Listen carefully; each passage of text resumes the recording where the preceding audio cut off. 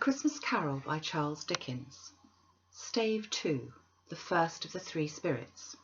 Continued some more. He was not alone, but sat by the side of a fair young girl in a mourning dress, in whose eyes there were tears, which sparkled in the light that shone out of the ghost of Christmas past. "It matters little," she said softly, "to you, very little. Another idol has displaced me, and if it can cheer and comfort you in time to come, as I would have tried to do, I have no just cause to grieve." "What idol displaced you?" he rejoined. "A golden one." "This is the even-handed dealing of the world," he said. "There's nothing on which is so hard as poverty, and there is nothing it professes to condemn with such severity as the pursuit of wealth." "You fear the world too much," she answered gently. "All your other hopes have merged into the hope of being beyond the chance of its sordid reproach. I've seen your nobler aspirations fall off one by one until the master passion, gain, engrosses you, have I not?" "What then? Even if I have grown so much wiser, what then? I'm not changed towards you." She shook her head. "Am I?" "Our contract is an old one. It was made when we were both poor and content to be so until, in good season, we could improve our worldly fortune by our patient industry. You are changed. When it was made, you were another man." "I was a boy," he said impatiently. "Your own feeling tells you were not what you are. I am. That which promised happiness when we were one in heart is fraught with misery now that we are two. How often and how keenly have I thought of this, I will not say. It is enough that I have thought of it and can release you." "Have I ever sought release?" "In words, no, never." "In what then?" "In a changed nature, in an altered spirit, in another atmosphere of life, another hope as its great end, in everything that made my love of any worth or value in your sight. If this had never been between us," said the girl, looking mildly but with steadiness upon him, "tell me, would you seek me out and try to win me now?" "Ah, no." He seemed to yield to the justice of this supposition in spite of himself, but he said with a struggle, "You think not?" "I would gladly think otherwise if I could," she answered. "Heaven knows, when I have learned a truth like this, I know how strong and irresistible it must be. But if you were free today, tomorrow, yesterday, can even I believe that you would choose a dowerless girl, you, who in your very confidence with her weigh everything by gain? Or choosing her, if for a moment you were false enough to your one guiding principle to do so, do I not know that your repentance and regret would surely follow? I do, and I release you, with a full heart, for the love of him you once were." He was about to speak. With her head turned from him, she resumed. "You may. The memory of what is past makes me hope you will have pain in this. A very brief time, and you will dismiss the recollection of it gladly as an unprofitable dream from which it happened well that you awoke. May you be happy in the life you've chosen." She left him, and they parted. "Spirit," said Scrooge, "show me no more.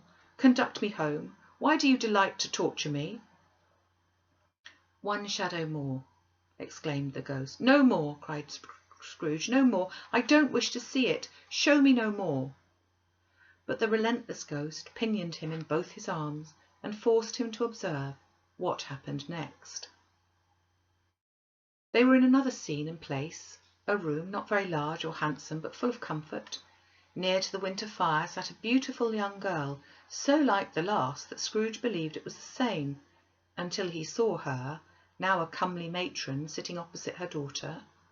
The noise in this room was perfectly tumultuous, for there were more children there than Scrooge in his agitated state of mind could count. And unlike the celebrated herd in the poem, they were not 40 children conducting themselves like one, but every child was conducting itself like 40. The consequences were uproarious beyond belief, but no one seemed to care. On the contrary, the mother and daughter laughed heartily and enjoyed it very much. And the latter, soon beginning to mingle in the sports, got pillaged by the young brigands most ruthlessly. What would I not have given to be one of them? Though I never could have been so rude. No, no. I wouldn't for the wealth of all the world have crushed that braided hair and torn it down, and for the precious little shoe I wouldn't have plucked it off. God bless my soul to save my life. As to measuring her waist in sport as they did, bold young brood, I couldn't have done it. I should have expected my arm to grow round it for a punishment, and never come straight again.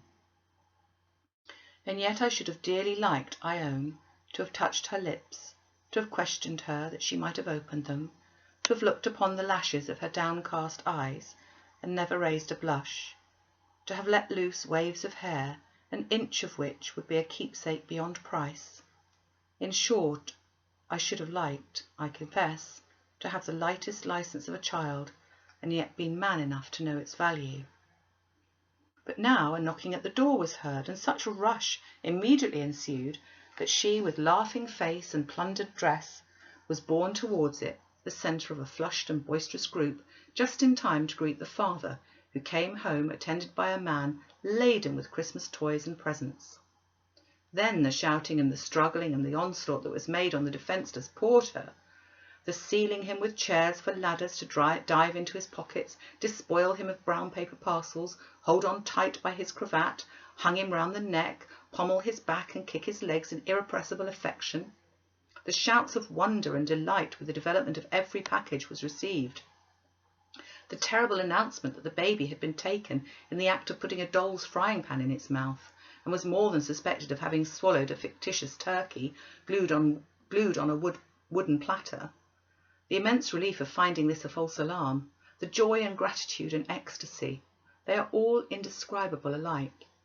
It is enough that by degrees the children and their emotions got out of the parlour, and by one stair at a time up to the top of the house, where they went to bed and so subsided. And now Scrooge looked on more attentively than ever, when the master of the house, having his daughter leaning fondly of him, sat down with her and her mother at his own fireside, and when he thought that such another creature, quite as graceful and as full of promise, might have called him father, and been a springtime in the haggard winter of his life, his sight grew very dim indeed. "Belle," said the husband, turning to his wife with a smile, "I saw an old friend of yours this afternoon." "Who was it?" "Guess." "How can I? Don't I know?" "Mr. Scrooge?" Mr. Scrooge it was. I passed his office window, and as it was not shut up and he had a candle inside, I could scarcely help seeing him. His partner lies upon the point of death, I hear, and there he sat alone, quite alone in the world, I do believe. "Spirit," said Scrooge in a broken voice, "remove me from this place. I told you these were shadows of the things that have been, that they are what they are. Do not blame me."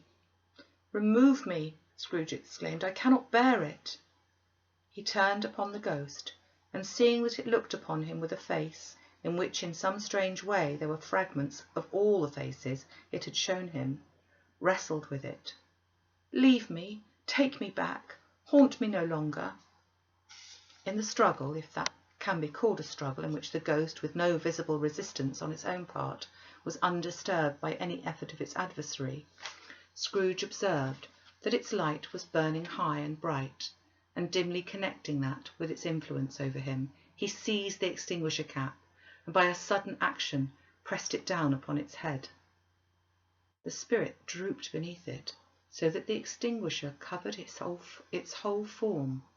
But though Scrooge pressed it down with all his force, he could not hide the light which streamed from under it in an unbroken flood upon the ground. He was conscious of being exhausted, and overcome by an irresistible drowsiness, and further, of being in his own bedroom. He gave the cap a parting squeeze, in which his hand relaxed, and he had barely time to reel to bed, before he sank into a heavy sleep.